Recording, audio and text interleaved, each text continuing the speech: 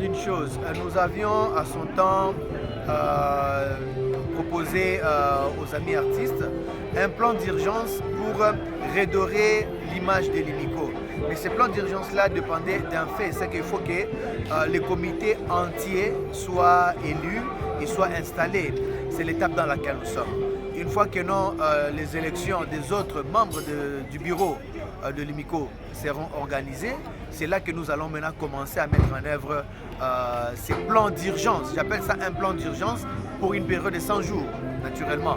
Mais en fait, nous attendons juste ces élections-là et l'équipe organisationnelle est en train de travailler sérieusement pour organiser ces élections. Et à quand l'organisation des élections? Je pense que d'ici une semaine, nous allons informer officiellement le public de la ville de Goma, particulièrement les artistes, de la tenue de ces élections. Concrètement, on peut dire que le programme que vous aviez annoncé à la presse il y a peu est en train de stagner. Le programme traîne les pas encore. Bon, en fait, vous savez, l'organisation des élections, c'est quelque chose de très délicat. Je n'aimerais pas commettre les erreurs que j'ai vu le comité sortant commettre. Je voudrais m'éviter ça. Je ne peux pas me permettre d'organiser quelque chose avec légèreté.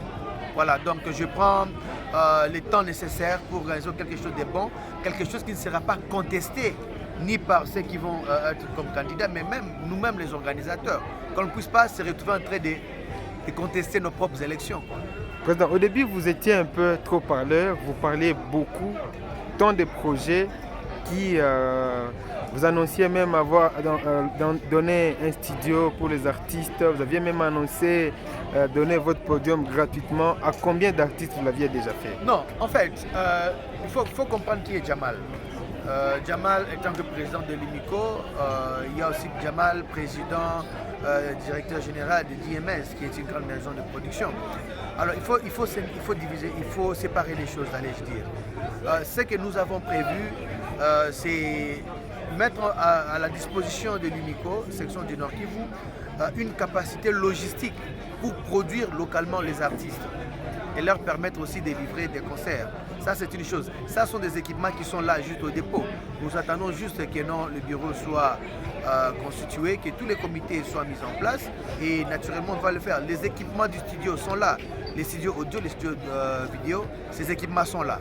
Donc, dès que nous avons le comité à place, nous prenons notre bureau et ça, ce sont juste des actions introductives en fait de notre mandat. Peut-être un message pour terminer. En fait, j'aimerais d'abord remercier les artistes musiciens qui nous patientent parce qu'eux aussi sont en train d'attendre. Il y a plusieurs qui sont aujourd'hui en train d'acheter leurs cartes de membres de l'IMICO, ce qui est quelque chose de très très encourageant. Ça, c'est la première chose.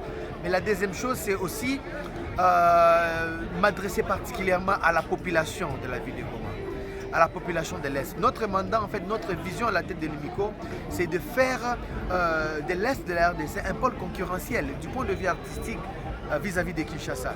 Mais pour que nous réussissions ça, il faut que le public, il faut que la population soit prête à consommer les œuvres des artistes locaux. Et ça, c'est un grand défi et je pense qu'il y a un grand travail à faire avec les médias, avec les chroniqueurs, avec les DJ qui jouent dans des bars, dans des boîtes de nuit.